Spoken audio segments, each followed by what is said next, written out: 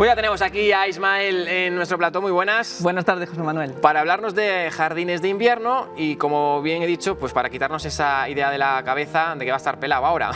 Sí, porque el término jardines de invierno, y lo hemos ido comprobando pues a la hora de preparar todo este tema, es muy desconocido, ¿no? Si hablamos de jardines de invierno, pues podemos pensar pues un jardín blanco, ¿no? Nevado, en los sitios que nieva, un jardín pelado, y no es así.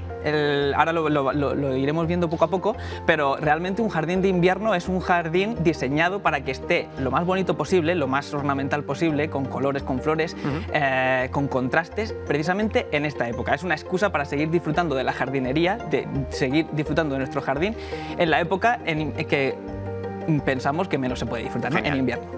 Pero claro, esta confusión, la historia, ¿no? La historia de la jardinería, la historia del paisajismo tampoco nos ayuda, porque este término se utilizó por primera vez hacia principios del siglo XIX y se utilizaba no para precisamente con este tema, no precisamente designando jardines con colores, sino se utilizaba designando jardines de invierno, jardines que se pudiesen utilizar en invierno en zonas frías. Era la época de los grandes invernaderos, ¿no? A lo largo es decir, pues entrar en el invernadero, que era un sitio abrigado, ¿no? Donde se podía disfrutar de ese jardín y de esas temperaturas, refugiarse de esas temperaturas. A lo largo del siglo XIX y el siglo XX sí que empezamos a ver interés sobre las plantas que adquirían colores, ¿no? En las ramas en invierno, sobre todo gracias a las expediciones botánicas hacia Asia. Pero no fue hacia los años 60 del siglo XX cuando se diseñaron estos jardines. Ya hemos visto que, bueno, ha sido la historia del jardín de invierno es algo, la podemos considerar como reciente, pero bueno, la naturaleza realmente nos ha estado brindando todos sus recursos a lo largo pues, desde mucho antes. Solo teníamos los humanos que fijarnos en ella, ¿no? Y encima, mira, si vamos por aquí, claro, si nos fijamos aquí en Aragón tenemos en nuestro Pirineo, sí, un ejemplo muy marcado, que es por aquí estamos, bueno, en la zona de Formigal vemos la montaña, pero donde mejor nos tenemos que fijar para hablar sobre estos recursos, para ver estos recursos, es en esta parte de aquí abajo. Sí. Aquí vemos una formación, bueno, un conjunto de sauces de diferentes especies, donde destaca, contrastando con la nieve y contrastando con el fondo de la montaña, los colores que adquieren las ramas. Ya hemos presentado un poco la historia, lo hemos visto, los recursos en la naturaleza, que ya sabes que siempre nos gusta hablar de estos recursos que nos brinda la naturaleza, pero ¿qué es un jardín de invierno? ¿Qué es un jardín de invierno? Venga, Pues, ¿qué elementos vamos a ir necesitando? Un jardín de invierno es precisamente el aglutinar todos esos elementos que la propia naturaleza nos ofrece. Entonces, en primer lugar, tenemos un recurso que va a ir cambiando a lo largo del año. Serían las gramíneas o las vivaces secas. Aquí tenemos una comparación entre el mismo jardín, lo vemos porque el edificio de detrás es el mismo, en primavera, donde todas las vivaces, todas las plantas están en flor, y aquí lo tenemos en invierno, donde todas estas plantas han mantenido la estructura, pero los colores evidentemente han cambiado. Las flores se han transformado en frutos que dan esos tonos negros y el follaje de las hojas se han transformado en esos tonos ocres, que luego veremos cómo nos enriquecen en el jardín con otros, si los mezclamos con otros componentes. Vale. Por otro lado tenemos la floración. En invierno ya vimos que también las plantas podían florecer.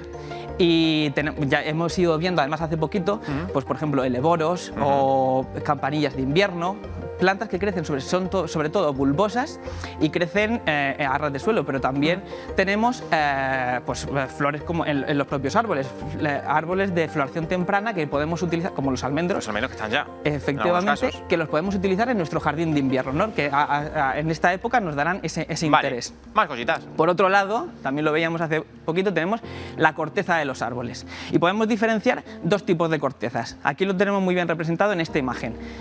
Por un lado tenemos la corteza vieja, es decir, esto es un tronco de un cerezo, entonces vemos cómo esa corteza brilla y presenta ese carácter ornamental, y por otro lado, que es la que mejor se ve en esta imagen, tenemos la corteza joven, es decir, la corteza de las ramas que han crecido ese año. Esto, claro, evidentemente, durante el otoño, primavera y verano está repleto de hojas, por lo tanto esta corteza no se ve, y cuando llega el invierno nos presenta esta explosión de color. Y por eso es muy... esto Es muy sería interesante para usar, claro. sería un cornus que también forma parte, esta especie en concreto no, pero porque es de jardinería, pero también la podemos encontrar, Cornus sanguínea, en nuestra flora autóctona. Vale.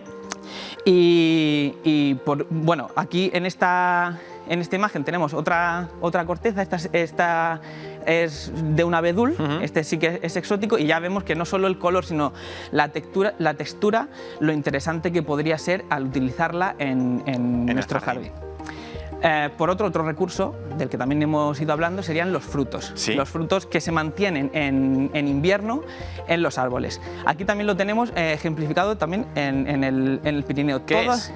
Toda esta masa amarilla que vemos aquí abajo sería el fruto del espino amarillo, del que llaman espino amarillo. Así de lejos podrían parecer flores, pero no, son frutos que pues eso, se mantienen en las ramas durante todo el invierno. Y que no tiene truco porque está la montaña nevada, ¿eh? Ahí o sea, lo que, vemos, que de verdad es la hora. no tiene truco, ni un fotomontaje ni nada. Aquí lo tenemos. Y tenemos también la comparación con el cornus que se veía detrás, las ramas rojas y los frutos amarillos. ¿Más cosas? Aquí tenemos, bueno, esto es un ejemplo ya de todos los recursos que hemos ido viendo aplicados al jardín, ¿no? Vale. Aquí tenemos la corteza, vemos allí, por aquí abajo, Aquí. las gramíneas, ¿no?, secas, y vemos alguna floración que va despuntando por esta parte. Vemos también la importancia de un buen diseño del jardín de invierno, ¿no? Por ejemplo, aquí, para que estos troncos blancos de los abedules destaquen en el jardín, vemos que se ha diseñado un seto en ese caso es un tejo, de tejo que genera ese fondo negro, ese fondo oscuro para que los árboles, los troncos blancos destaquen. Vale.